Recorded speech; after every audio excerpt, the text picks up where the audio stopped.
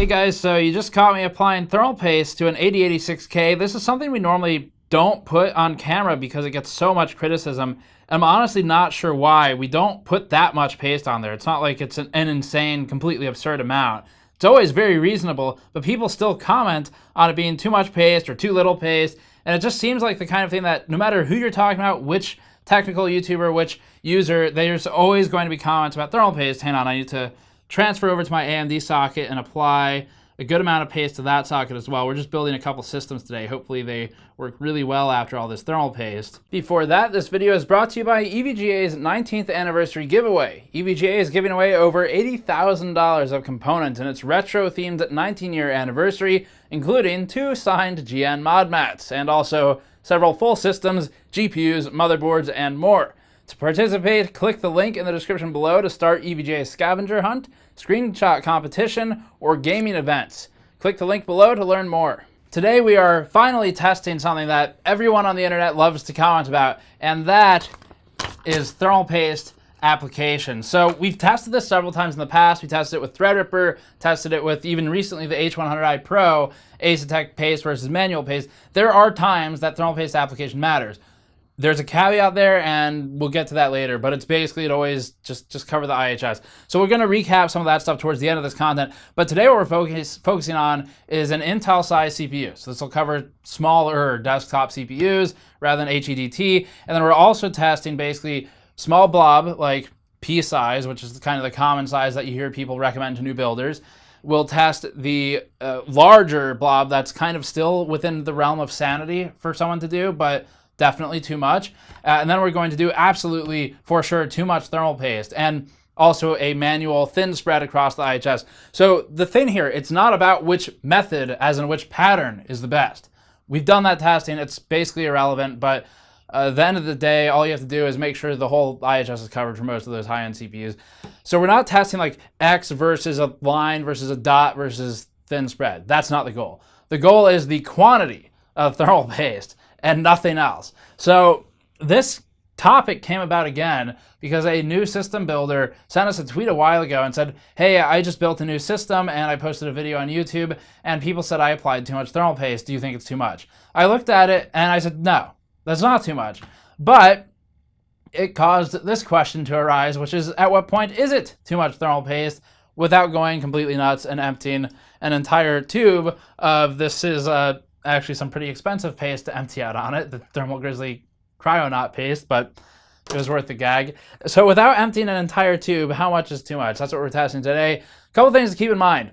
First of all, this has been done in the past. We tested Threadripper IHS sort of occupation of thermal paste versus the smaller area spread by an Asetek cold plate, for example. We tested Asetek plates versus full-size cold plates, different tests. We tested X99 CPUs recently with H100i Pro for a standard circular spread versus manual spread. We've done it, but now we're doing this on an Intel platform with a smaller CPU, which is kind of a standard for Ryzen as well, with some differences in the MCM layout. And we can finally look at the question, all the comments that everyone posts. The reason that we don't show thermal paste applications because it triggers stupid, pointless comments and discussion, and address it and see, is there any validity to all of that? So, couple things to get through here first before we get into testing. Testing methodology, as always, will be fully defined in the article link in the description below. Patrick wrote the article. If you want to check out how we tested what we did, check out that article. It will detail all the test components. It'll detail the paste used. It'll detail the status of the CPU, the overclock, all that stuff. It's all down there.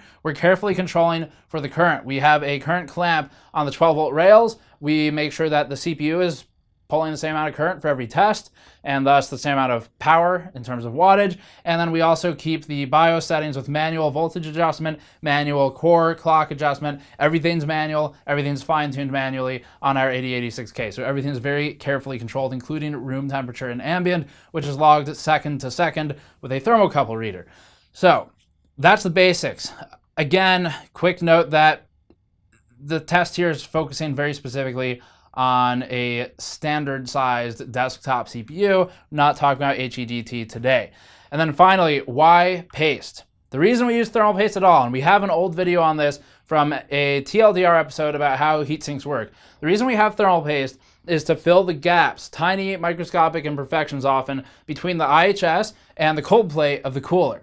And all that it needs to do is fill those gaps. Having more thermal paste is not better, it's actually worse because you have more of an interface to get through. So you want to have as little thermal paste as possible between those gaps to make sure there's not air pockets between the cold plate and the IHS, because the IHS is nickel plated copper, cold plate's often copper. Those are two roughly 405 watt per meter Kelvin surfaces or materials that should be conducting directly, but they can't because of manufacturing tolerances. So instead, they're tiny air pockets. Air is something like 0.3 or 0.7, depending, watts per meter Kelvin for thermal conductivity, depending on the temperature of the air, and that's obviously not great compared to 400. So you put in a thin layer of thermal compound. That's why it's done. Let's get into the testing. Again, methodology defined below, and GPUs, by the way, completely sort of different idea, but I'll talk about that later. The first test was the Big Blob. The Big Blob test was the first one with usable results that we had. We had a couple ones with unusable results, which will be detailed in the article. We'll talk about why they were unusable. This is an excessive amount of thermal paste, but within the bounds of what a sane human might use. The blob measured at 10.12 by 12.22 by 3.1 millimeters in size, with the 3.1 being depth from a depth gauge. The cooler installed and tightened down only squeezed out a little paste over the edges of the IHS, and there was a layer of paste that remained between the cold plate and the CPU, naturally. Conventional wisdom says that a really thick layer of paste is bad, since ideally the cold plate and IHS should be as close to each other as physically possible, but we'll wait until the end of the content to compare temperature averages. Keep in mind that cooler tension forces the paste out of the sides when excessive, and that removing the cooler will relieve that surface tension. To clarify, the after shots do not show what the paste looked like when it was hidden under the cold plate, because we can't see that. The surface tension during cooler removal will sort of suck the paste back up and inward toward the middle of the cold plate, so it's not 100% what it looked like, but you get the idea. Here's an overtime chart showing the data for the Big Blob test. We'll compare these results to the others at the end of the content. For now, we're bouncing between 58 and 61 degrees Celsius delta T over ambient, and we'll average the results later. Current is around 21 amps, or about 250 to 256 watts at the 12-volt rails. This next application is thin spread. This is the application method that we use for tests that specifically involve CPU thermal or cooler testing. That's because this is the most easily reproducible method, and we can control our application for careful testing, especially when we're talking about multiple staff members doing the same test. This is also because we use the paste from tubs, not from tubes, for most of our tests, and there's no better way to apply it. For many enthusiasts, this method, the manual application method, which often uses a spreader of some kind, like this one. The manual thin spread application method is spoken in hushed tones and comes from ancient PC building tradition, where diviners and whirling dervishes, ever clairvoyant in how the paste will spread once you apply the cooler to the socket, have long foretold that this application is the best, and so we decided to test it. So, knowing that the paste whisperers out there and the soothsayers of thermal paste deem that this is the most critical aspect of any PC build ever on the face of the planet, thermal paste application, it seems suitable to look into it and see, does it actually produce a difference versus just doing a dot in the middle that's reasonably sized. And so, as the mystics have foretold that spreading a thin layer ensures maximum contact between the cold plate and the IHS, and thinning it out makes the gap between the two as small as possible, we can look into whether or not that helps. In this instance, our application can be seen in the photos both before and after, but again, note that the flash on the camera makes the application appear a bit thicker than reality. Don't worry, it was pretty damn thin. You could almost see the IHS under it. One worry with this method is that the uneven surface could trap air bubbles when the cold plate is pressed against it, but there's no indication that this was a problem in any of our testing, and we did multiple test passes. Here's our overtime chart of performance. It's worth mentioning that, regardless of thermal performance, a thin layer of thermal paste is really easy to deal with. There's less danger of uneven coverage, it uses a minimal amount of paste, and it's easy to clean up. There's also the peace of mind that comes from knowing with 100% certainty that the IHS is fully covered without ever taking the cooler off. Next is the Pea-Sized Dot method. This is the method we use for tests where CPU temperatures aren't vital, like building a new Windows OS, or just testing to see if all the components work. It's extremely fast and repeatable. That may not matter much to the average user, but we swap out multiple CPUs and coolers a day, and convenience really matters. The first photo showed the dot, but the after photo reveals one of the downsides of doing just a blob of paste that's kind of on the smaller side, which is that extra care is needed to put even pressure on the cooler when tightening it down. The hotspot over the die was covered, but one corner of the IHS was left dry. That's something we avoid in normal testing, but in this test, it's an important variable that we want to account for. This is a potentially real user result, and so we tested under these conditions. Our over time chart thus far reveals mostly similar results, but we'll have to look at the average results at the end of the test for a more conclusive analysis. As a note, the pea-sized dot was 9.16 millimeters by 8.76 by 2.97 deep. This last method is one that we simply dubbed too much. It's 50% of the comments on YouTube about thermal paste, with the other 50% being too little. In this instance, we really did apply way too much, objectively, just to make absolutely sure that there's no question this is a wasteful amount of paste. Even regardless of performance, even in a scenario where performance is the same, this is clearly just plain wasteful and annoying to clean up, especially if you're using a high-end compound. Dimensions are immeasurable here, but basically the entire IHS with a 1.76 millimeter height at the peak using a depth gauge is what we ended up with. Here's our overtime plot. This is just too much paste. Again, the cryonaut paste we used isn't conductive, but some are, and even when they aren't, it's still no fun to clean the gunk out of a CPU socket. Even still, in the overtime plot, we're really not seeing bad performance. It's pretty comparable to the previous test that we've done.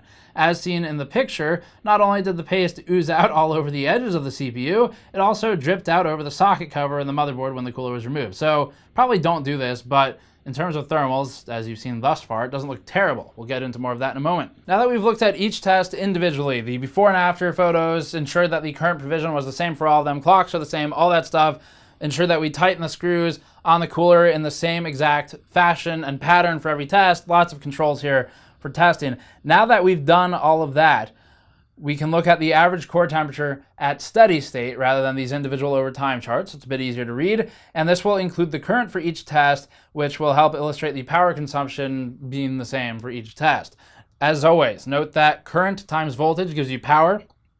So we're trying to get watts. Current times voltage, our voltage is 12 volts down the 12 volt rail for EPS 12 volt cables, and that puts our power on average at around 256 watts or thereabouts, assuming a 21 to 21 point something amperage for the current. All data lands within margin of error here, looking at our steady state or equilibrium chart, and well within margin of error at that point because our top to bottom range of results equates 0.77 degrees Celsius of difference. That's between the so-called pea-sized dot and the second pass of our thin paste spread. Our error permits for this difference. There's not enough statistically significant difference here to establish a real performance delta between the results. All results land at about 58 degrees delta T over ambient, plus or minus 0.46 degrees Celsius from the median. Average current as clamped at the 12 volt rails was 21.5 amps, with only marginal differences within variance. Test conditions remained the same. Room ambient and HVAC were controlled and monitored each second, and the liquid cooler was permitted to reduce water temperature between tests down to steady state, idle in between each test pass. We feel confident in our data on the CPU. Remember, this is a 256 watt load with a delidded CPU using liquid metal, more of the methodology below. So this is one of the most likely scenarios where you would see a difference in the quantity of paste impacting results. It's a lot of heat, a lot of power, and it's a fairly high overclock. So because of this, the conditions of the thermal interfaces are stressed, thus creating an environment that would yield differences should any exist. It just doesn't seem like they do. This last graph is a mess, but that's intentional, so let's walk through it. This graph includes the temperature logs for each of the valid tests, but zoomed in to a range of 8 degrees. We know the scale is insane, but that's kind of the point. Almost every data point within the test period falls within a 2 degree range, and that range is 58 to 60 degrees Celsius delta T over ambient. The reason the graph is hard to read, even at this scale, is that the temperatures are all almost exactly the same. Our testing here agrees with many of the tests that have been done in the past, both by us and by other media outlets. We've seen this before in our own content ages ago. Luke, anyone remember LinusTechTips and that period of LinusTechTips where Luke was on camera a lot of the time? Well, Luke did a video on this as well and saw pretty much the same thing. So we're not the first people to see this. We've instituted a ton of controls here just to make sure it wasn't variance, because thermal testing is hard to do right. There is a lot of variance genuinely with a computer. So we've done a lot to control that, and we're not seeing the difference on this platform under these test conditions. Things to keep in mind: different type of paste. Maybe if we use some garbage paste that's super low thermal conductivity, maybe has some curing issues or something like that, you might start to see differences in data arise. How relevant they are, it's hard to say, but when we're pushing for higher end or even more realistic user scenarios, doesn't look like a lot of difference on this platform. There are differences on things like Threadripper, on X99, X299, HEDT platforms, things that have a large IHS, and we'll go through some of those in a moment. But just remember here, putting a moderately sized blob in the middle of the IHS is pretty safe for the most part. Asterisk, see the HEDT section in a moment. But for the most part, that's fine. Same with the Pea-Sized test. It's just, the only thing to worry about is if you're covering the whole IHS or not. And as long as you do that, you're fine. Things to be careful of course, would include if you're using a conductive thermal paste. Some of these back here a couple of them are conductive. So you're using anything like a diamond compound or a silver compound or anything that has conductive properties because it's got metals in it, that would be a concern of using too much. Because if you use too much and it spills over the socket and gets onto the board, you might short an SMD or something like that. But that's you would have to basically empty a tube to cause that to happen. So should be something you don't really have to worry about actively. So putting too much paste on the socket won't generally hurt thermal performance because tightening the cooler down squeezes out all the excess. That's why it's okay to put so much on there, even in our too much test. The socket tension deals with most of it. Too little paste is bad, but anything above the minimum threshold should be more or less fine. And once the cooler's tightened down, it pretty much equalizes everything anyway. So the problem with excess isn't thermals, it's just danger of shorting components, being wasteful, blowing through an entire tube of thermal grizzly, cryonaut, things like that. And they are an active advertiser of ours, not on this video, but if you want some, we'll link it below anyway.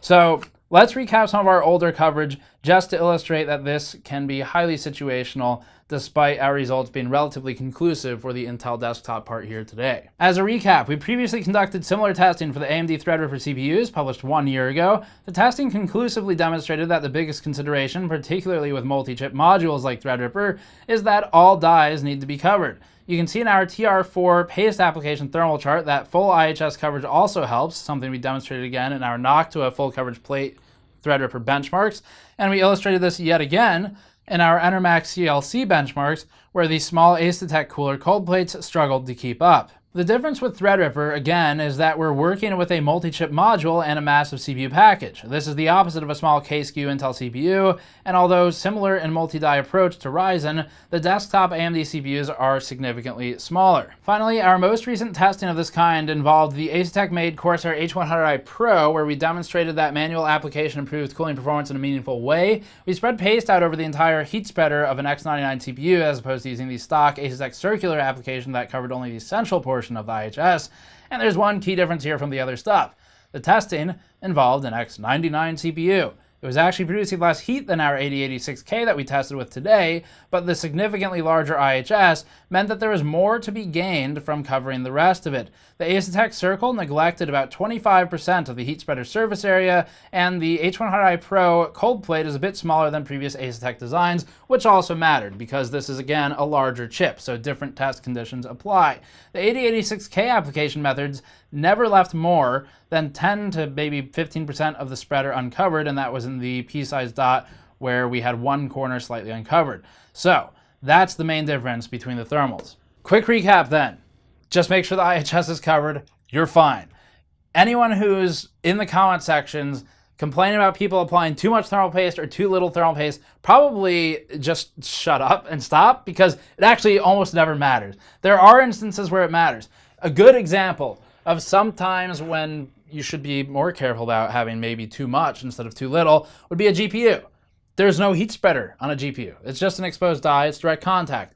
So this is a great example where if you apply too little and you have a corner of it just slightly uncovered and some of the die is not getting cooling, it's got a hot spot in there, the problem is those cores can burn out, and it's happened. And it's really not that difficult to make it happen. So GPU is an instance where we would lean towards too much rather than too little, because if you do anything above, again, the minimum threshold for the amount of paste to cover the whole die, assuming you're not doing manual spreading, anything above minimum threshold should be fine as long as you're not going just completely unreasonably crazy with how much paste you're applying.